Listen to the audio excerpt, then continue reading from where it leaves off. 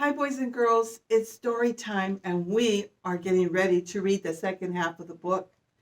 The title of the book is The Biggest Apple Ever.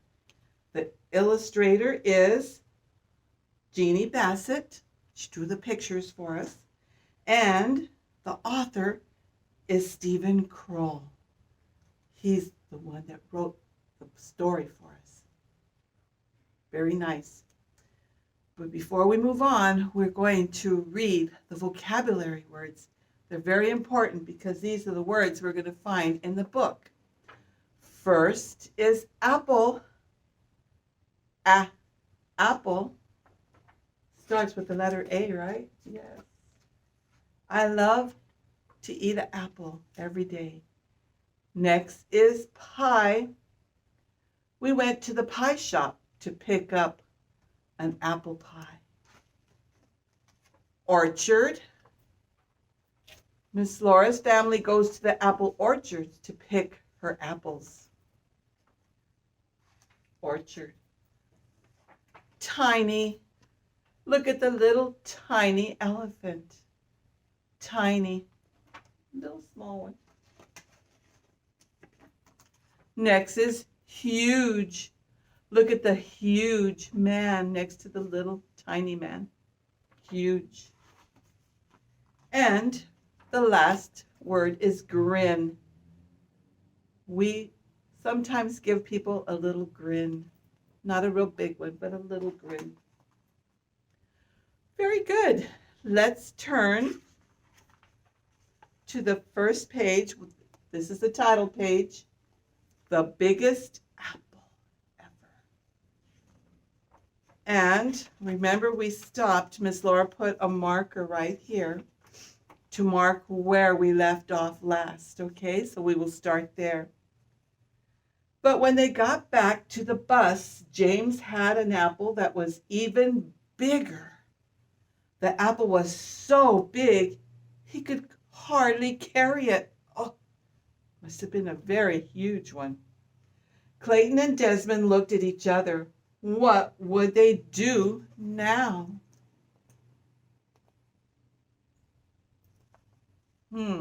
Let's think. That night at dinner, Clayton explained the problem to his dad. Said his dad. Apples don't come in too many sizes. Do you think they'll find a bigger one? I don't know, said Clayton. Then maybe James will win the prize this time. It's okay if he does. Over at Desmond's house, Uncle Vernon said exactly the same thing. They were trying to figure out how to be fair with one another. But Clayton and Desmond were still determined. The next afternoon, they met at Barnaby's orchard. They picked 2 huge baskets of apples, but nothing they found was bigger than the one apple James had picked. You know, Clayton said, I think Dad was right. This time, James gets to win. But we've got all these apples. Why don't we bake a big apple pie? Desmond laughed.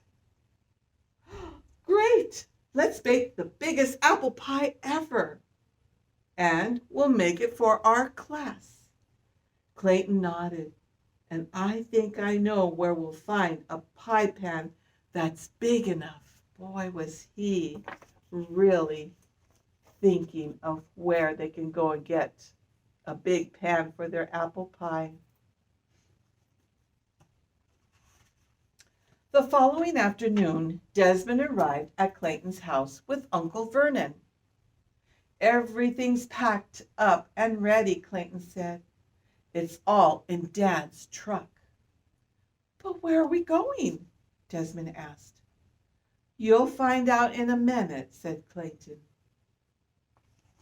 Where do you think they're going? Good answers. Let's see. Dad drove with Clayton and Desmond beside him in the front seat. Vernon stayed in the back with the apples and other ingredients for the giant pie. As they came around the corner, Desmond gasped, "Tony's Pizzeria!" "Of course," said Clayton. "What could be better than a giant pizza pan?" That was perfect thinking. They had it all thought out. Mr. Tony greeted them at the door. "Welcome, welcome. We are ready to begin."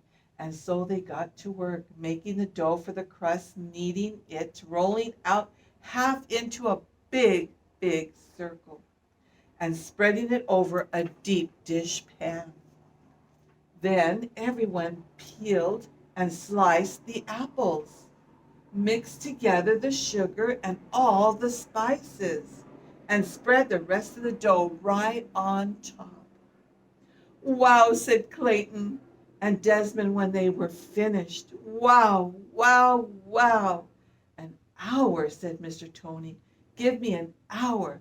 The giant pan just fit right in to the huge oven. See that? It fits right into the huge oven, and it'll take an hour to bake. The next day was Friday. Who would have the largest apple? "James, of course," said Mr. Mouser, handed the prize to him. "A cheddar cheese apple?" Mr. Mousley looked surprised. "Clayton, Desmond, nothing from you?" The two of them grinned. Small grin, remember? At the same moment, the classroom door flew open. In came Clayton's dad, Uncle Vernon, and Mr. Tony, struggling to carry the big, huge apple pie by themselves. Do you think they were surprised? I think so too. "Wow, wonderful," said Mr. Mousley.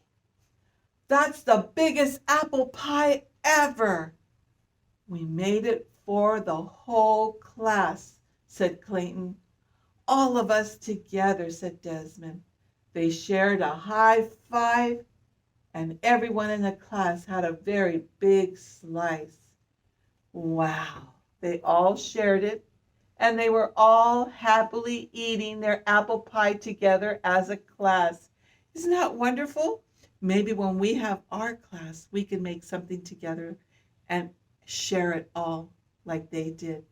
The end. Very good listening, boys and girls. Bye. See you tomorrow.